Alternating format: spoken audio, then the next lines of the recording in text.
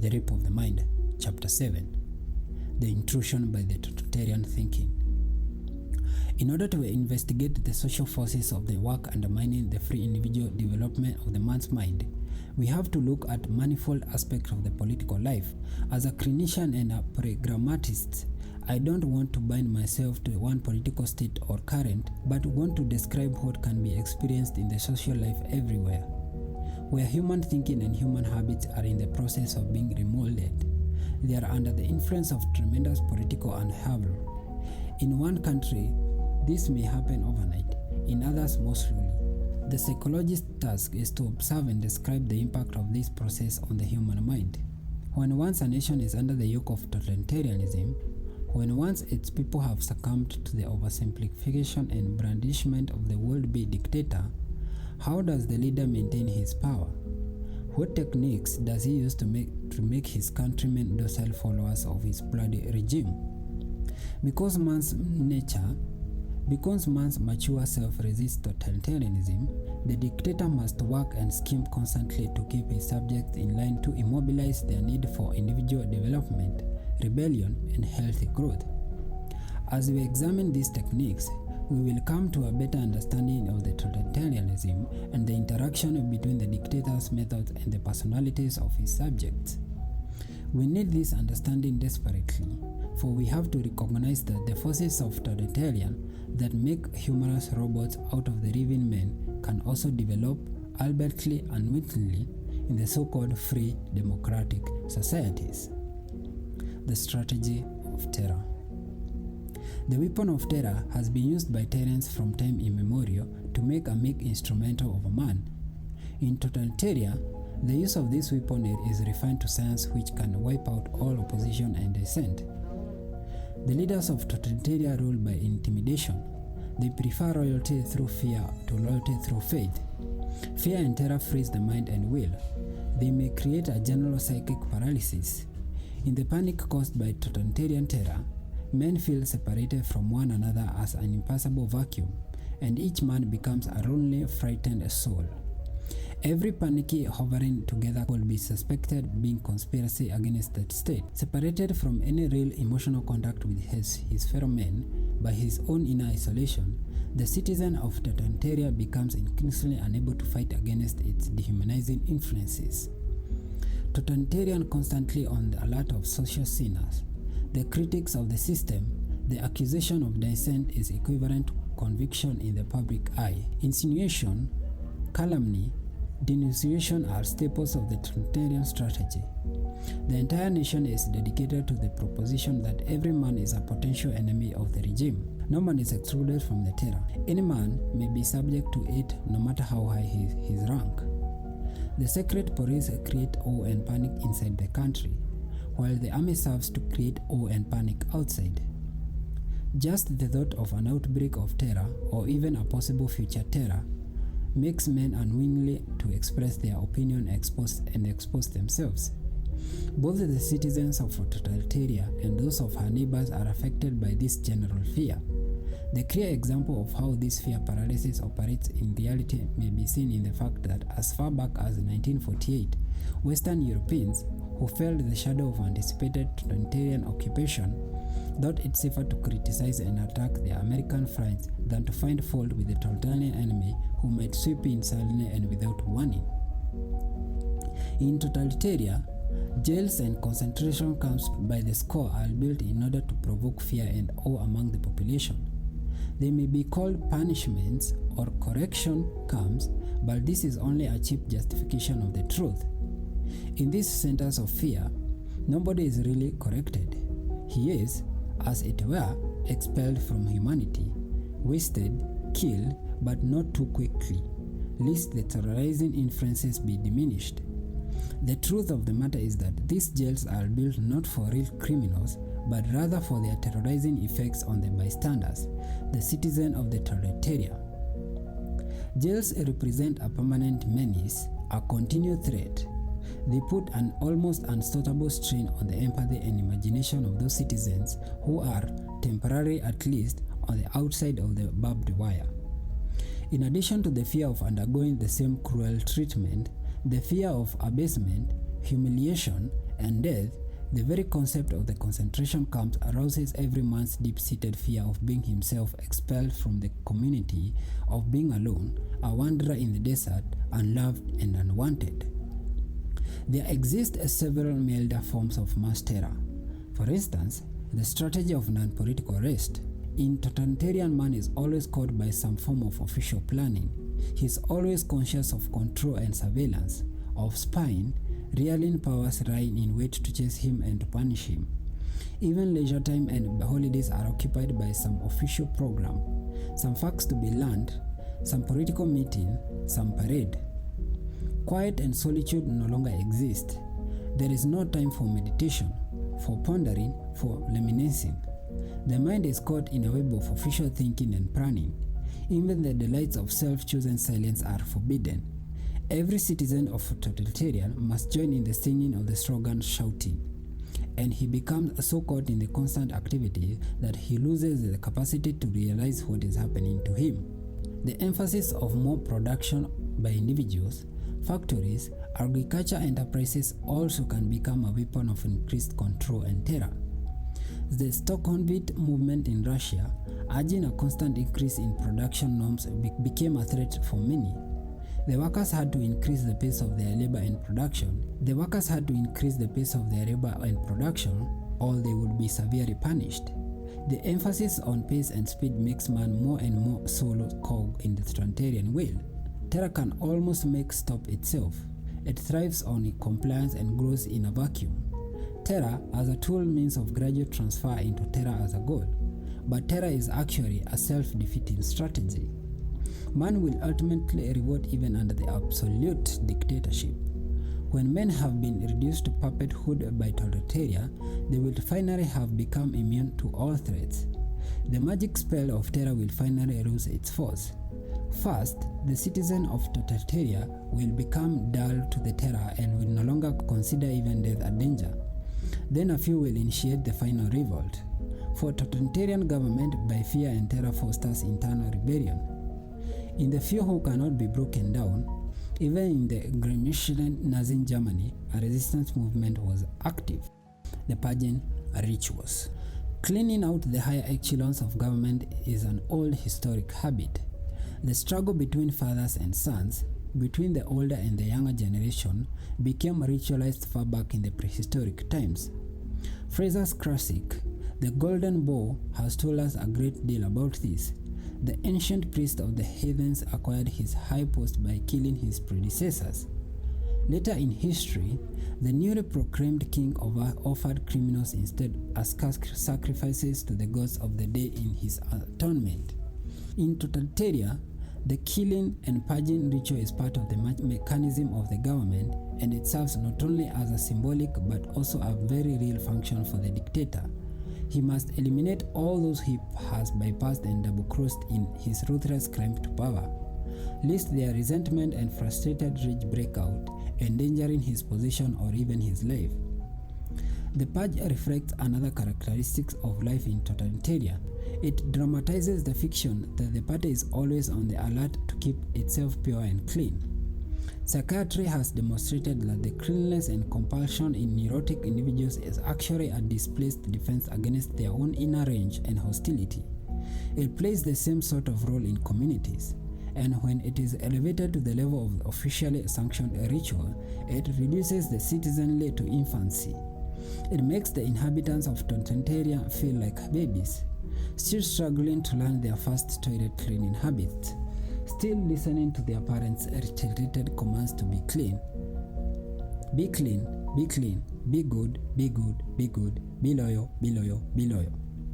The constant repetition of these commands reinforces each citizen's sense of guilt, of childlessness, and of shame.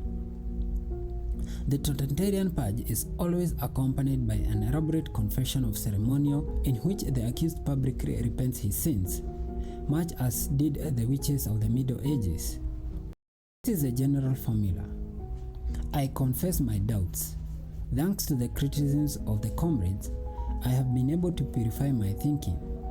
I bow in humanity to the opinion of my comrades and the party, and I am thankful for the opportunity to correct my errors.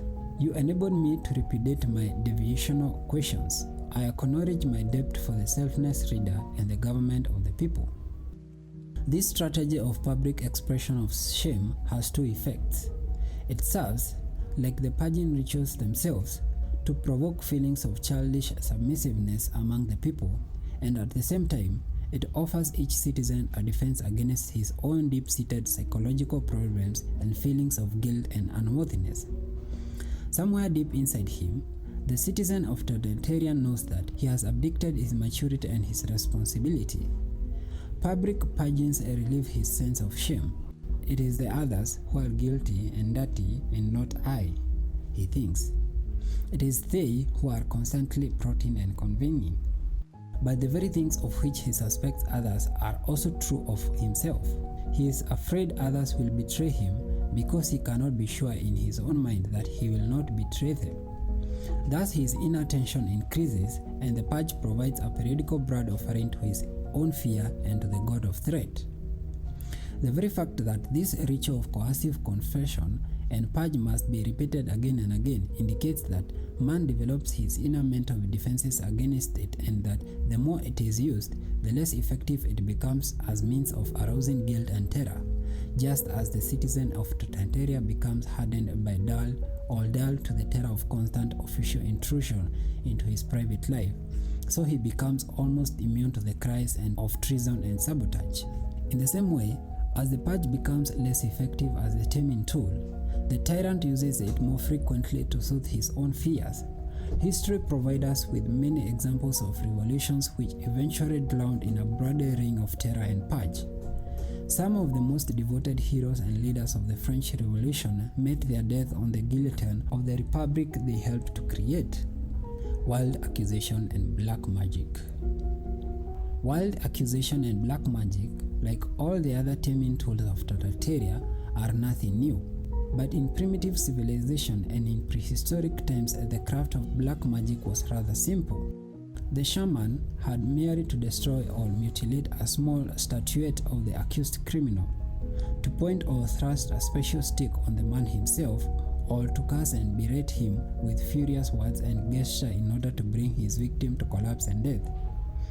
In his blind acceptance of the magic ritual, the victim was possessed by fear, and often he gave himself up to the spell and just died. This magic sprain of the four was plural psychological implication.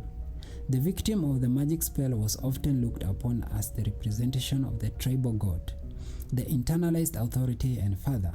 He must be killed because his very existence aroused guilt and remorse among his people. His death may silence the inner voices in every man which warn against impending downfall. Sometimes the victim comes from a different tribe than that of his accuser. In this situation, the stranger is an easier scapegoat, and punishing him serves to still the crushed ambivalent feelings in the members of the killing tribe. Hate for an outsider checks and deflects the hate and aggression each man feels toward his own group and toward himself. The more fear there is in a society, the more guilt each individual member of the society feels, the more need there is for internal scapegoats and external enemies. Internal confusion looks for discharge in outside walls. In totalitarian, the air is full of gossip, calumny, and rumor. Any accusation, even if it's false, has a greater influence on the citizenry than subsequent vindication. Bills of particulars made out of whole cloth are manufactured against innocents, especially against former leaders who have been able to develop some personal esteem and loyalty among their friends and followers. Trumped-up charges made against us always revive unconscious feelings of guilt and induce us a tremble. In our analysis of the psychological forces that led prisoners of war and other political victims to confession and betrayal, we saw how strongly the sense of hidden guilt and doubt in each man impels him under the strain to surrender the demands and ideologies of the enemy. This same mechanism is at work constantly among the citizens of totalitarian. Accusations against others remind him of his own inner rebellions and hostilities, which he does not dare to bring out into the open, and the so accused, even when he is innocent, becomes the scapegoat for his private sense of guilt. Cowardice makes the other citizens of our mythical country turn away from the victim lest they be accused themselves. The very fact that character assassination is possible reveals the frailty and sensitivities of human sympathy and empathy. Even in free democratic societies, political campaigns are often conducted in an atmosphere of extravagant accusation and even wilder counter-accusations. The moment of strategy of wild accusation, with all its disagreeable noises of vituperation and calumny, begins. We forget the strategic intention behind the words and find ourselves influenced by the shouting and name-calling. Maybe, we say to ourselves, there is something in this story. This, of course, is just what the slanderer wants. In the minds of the politician, the illusion still persists that the end justifies the means. But campaigns of slanderers produce paradoxical results because the very fact that an unfolded accusation has been made weakens and the moral sense of both listener and accuser. Spy mania. In totalitarian, this vicious cycle of vituperation reaches its fullest flowering. Drowned in suspicion, the citizens of totalitarian suffer from terrible delusion of persecution. The spy mania. He is continually on the alert watching his fellow men. His good neighbor may be at a moment become a satyr or a traitor. The citizen of totalitarian hardly ever looks for confusion or flaws in his own soul, but projects them onto scapegoats, until he himself becomes the victim of someone else's spynomia. Every citizen is constantly trying to search out everyone else's innermost thoughts, because one's own hidden thoughts are projected on one's neighbors. Thinking in itself becomes the enemy. This greater fear of the inner thoughts of our fellow men is related to a great general process of paranoid re-evaluation of the world as a result of fear and the totalitarian thinking. In the denial of human royalty and in the constant delusion of treason and sabotage are expressed the whole infertile mythology of totalitarian and its repudiation of mature human relationship. Through interrogation, character assassination, humiliation, mental terror, and demoralization, such as happens in individual and collective brainwashing, man can be so utterly demoralized that he accepts any political system. He is nothing anymore. Why should he oppose matters? In totalitarian, there is no open policy, no free discussion, no honest difference of opinion. There is only intrigue and denunciation with the frightening action of the masses. The strategy of the wild accusation is used not only against totalitarian citizenry, but also against the rest of the world. Totalitarian needs the images of the outside enemies, imaginary cruel monsters who spread plague and diseases, to justify its own internal troubles. The remnants of the individual citizenry concerns are calmed and held in check by the paranoid attack of the rest of the world. The enemy is poisoning our food, throwing beetles and bacteria into our crops. This myth of an imaginary world conspiracies aims at bringing the fearful citizens of totalitarian into a concerted defense against non-existent dangers. It conceals, at the same time, internal failures leading to diminishing crops and lack of food. Projecting blame onto others reinforces each citizen's sense of participation in the totalitarian community and stills the nagging internal voice demanding that he act as a self-responsible individual. The myth of external plotting also increases the individual citizen's feeling of dependency in maturity. Now only his dictatorial leader can protect him from the evil world outside, a world which is described to him as a vast zoo inhabited by atomic dragons and hydrogen monsters. The strategy of criminalization. As we said before, the citizen of totalitarian may be able to fulfill some of his irrational institutional needs in return for his submission to totalitarian slavery. Hitler Germany taught us the accepted pattern. The citizen is encouraged to betray his friends and parents, something the angry, frustrated baby in him has often wanted to do. He may live out in action his deeply repressed aggression and desire for revenge. He no longer has to suppress or reject some of his own primitive impulses. The system assumes the full burden of his guilt and hands him a ready-made list of thousands of justification and expiration of the release of his sadistic impulses. Flowery catchwords such as historical necessity help the individual to rationalize immorality and evil into morality and good, as we have the great corruption of civilized standards. In his strategy of criminalization, The totalitarian dictator destroys the conscience of the followers just as he has destroyed his own. Think of the highly learned and polished Nazi doctors who started their professional life with the Hippocratic oath, promising to be helping healer of man, but who later in the cold blood inflicted the most horrible tortures of their concentration camp victims. They slaughtered innocents by thousands, and in order to discover the statistic limits of human endurance, they infected thousands of guinea pigs because of the Farha wanted it. They had lost their personal standard and ethics completely and justified all their crimes through the Farha wills. Political cultures encouraged them to yield their conscience completely to the dictator. The process of systematic criminalization requires a denaturalization of the people. As one of the Hitler's gunmen said, "When I hear the word civilization, I prepare the gun." This is done to consistently arouse the instinct of cruelty. People are told not to believe in indirect and objective truth, but to listen only to the subjective dictates of the Moloch state. The Hitler, the Mussolini, to Stalin. Criminalization is conditioning people to rebellion against civilized frustration. Show them blood and bloody scapegoats and the thousands of years of accumulation far away from them. This implies imbibing the people with hysteria, arousing the masses, homogenizing the emotions. All this tends to awaken the brute Neanderthal seek in man. Justify crime with the glamorous doctrine of race superiority, and then make sure the people will follow you. Hitler knew very well what he was doing when he turned the German concentration camps over to the unleashed lust in his stormtroopers. Let them kill and murder was the device. Once they have gone so far with them, they must go on to the end.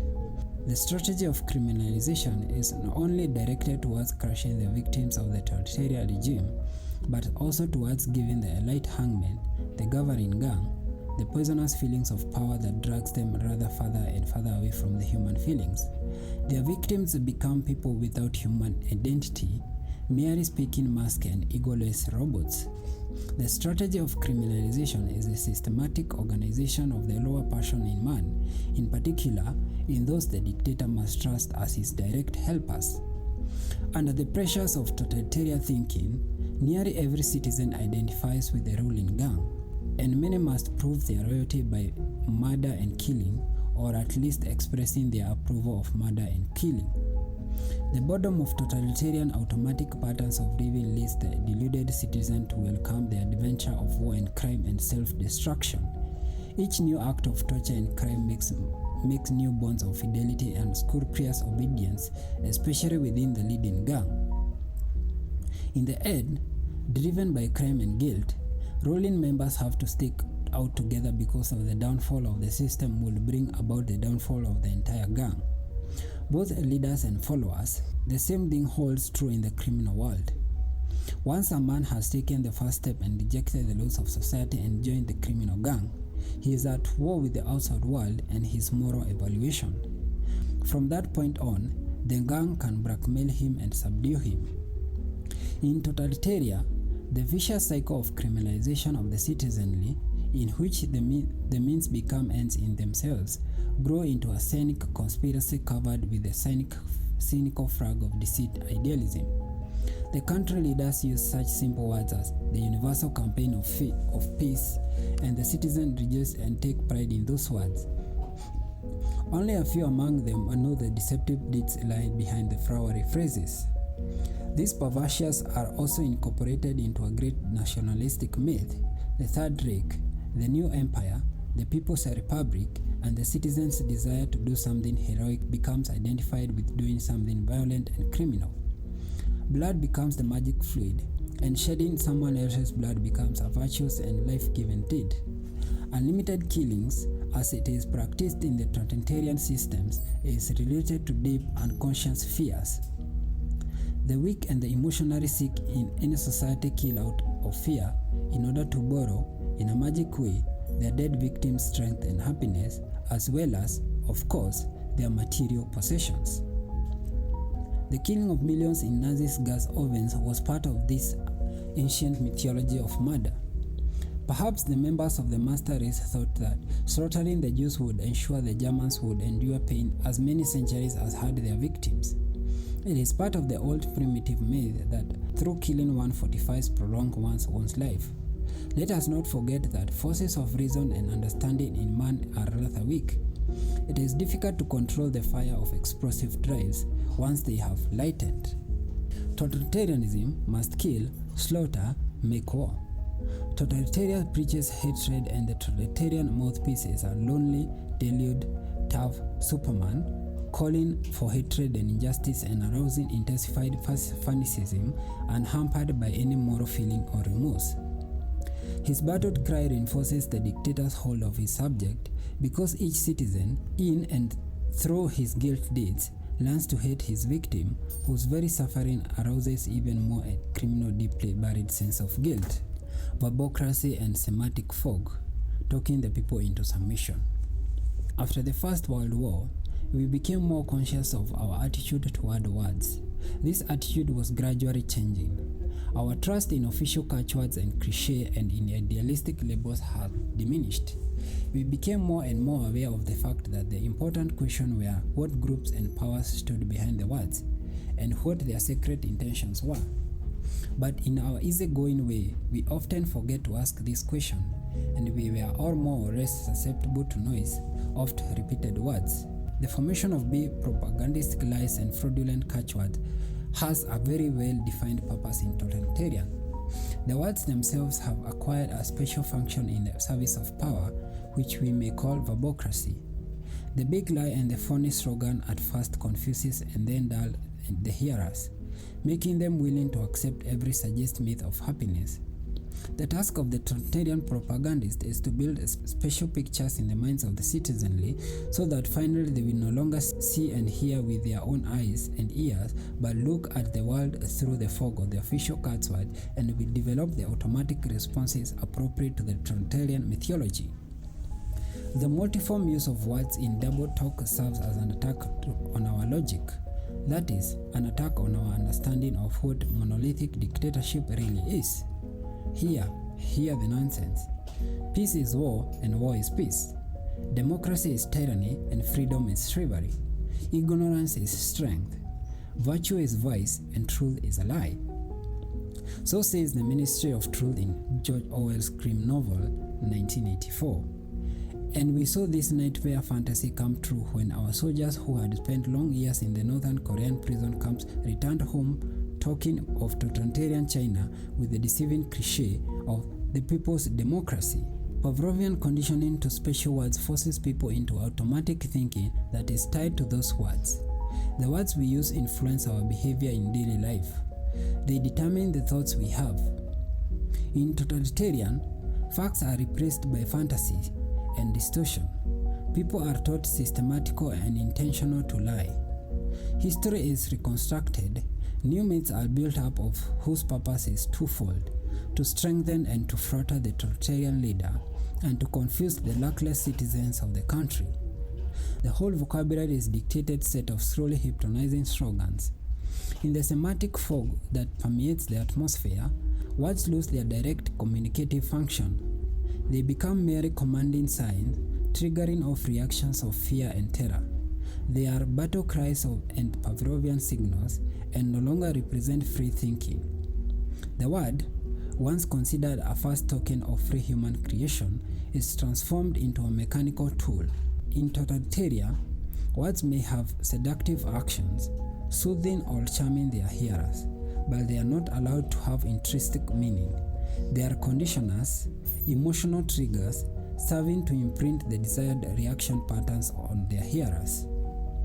Man's mental reasoness, his resistance to the hard river of thinking, makes it relatively easy for a totalitarian dictator to bring his subjects into acceptance of the big lie.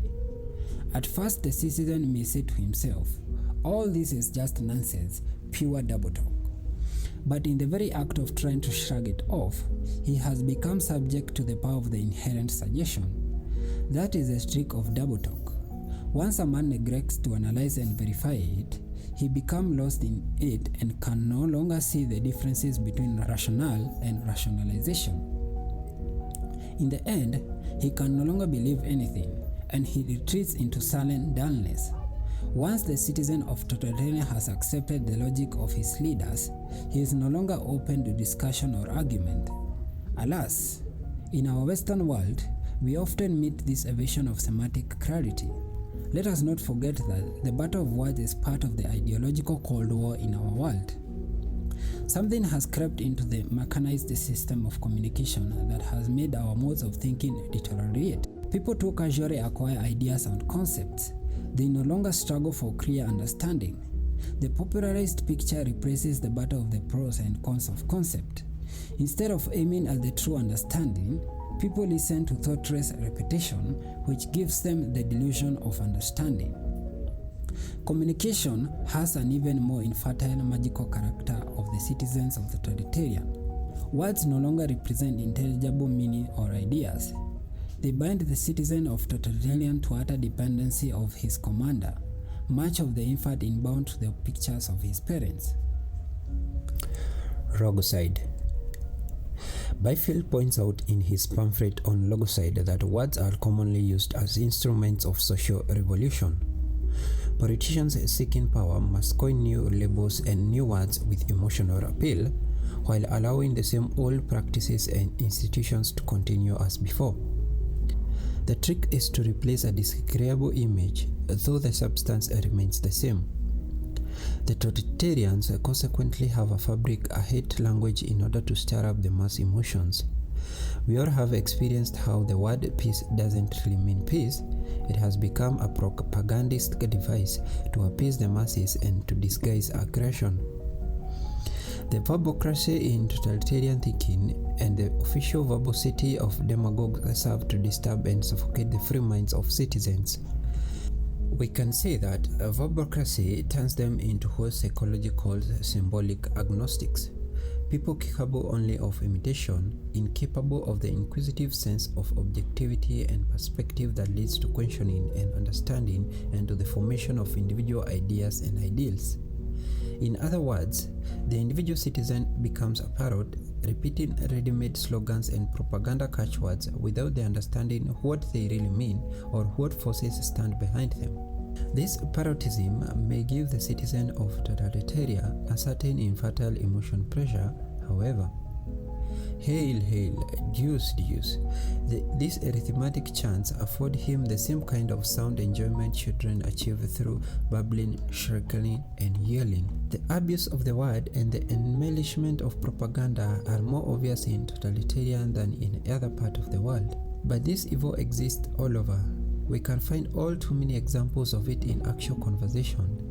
Many speakers use verbal show-off to cover the emptiness of thought, to stir up emotion, and to create admiration and adoration of what is essentially empty and valueless. Loud-mouthed phoniness threatens to become the ideal of our time. The semantic fog in totalitarian is thickened by the regimentation of information. The citizens of our mythical country have to access the sources of facts and opinions. They are not free to verify what they hear or read. They are the victims of their leaders, liberal mania. Their judgments are determined by the official labels everything and everybody bears. Liberal mania. The urge to attach too much meaning to the label of an object or institution and to look only casually at its intrinsic value is characteristics of our times and seems to be growing. I call this condition label mania. It is the exaggerated respect of the scientific sounding name, the label, the school, the degree, the diploma, with a surprising degree of underlying value. All about us, we see people chasing after fixed formulas, credit, marks, ranks, and labels because they believe that if one is to have prestige or recognition, these distinguishing marks are necessary. In order to obtain acceptance, people are prepared to undergo most impractical and systemized training and conditioned, not to mention expenses, in special books and institutions which promote certain labels, diplomas, and sophisticated facades.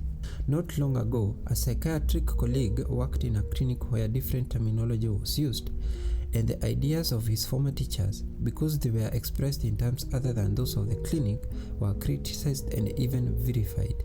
My colleague was a good practical therapist. yet he came to need a psychotherapy himself. To counteract the utter confusion resulting from daily contacts with aggressive adepts of a different terminology, just as some of our soldiers released from the Korean prison camps.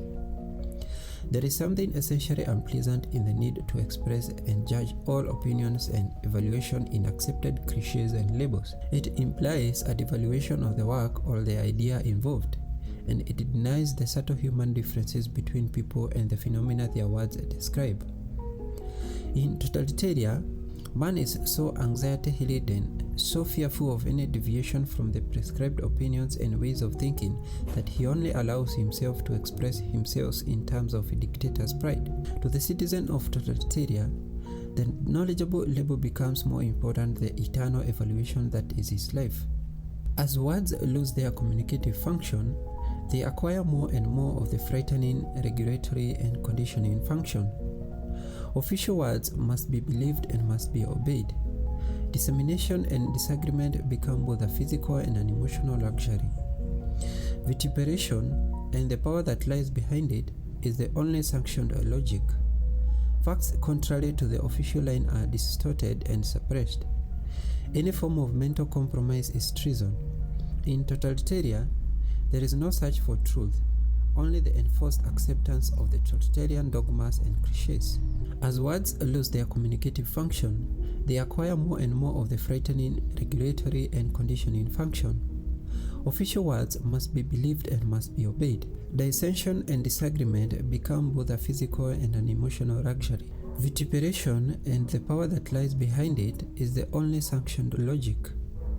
Facts contrary to the official line are distorted and suppressed. Any form of mental compromise is treason. In totalitarian, there is no search for truth, only the enforced acceptance of the totalitarian dogmas and cliches. The most frightening thing of all is that parallel to the increase of our means of communication, our mutual understanding has decreased. A Babel-like confusion has taken hold of political and non-political minds as a result of semantic disorder and too much verbal noise. The apostatic crime in totalitarian.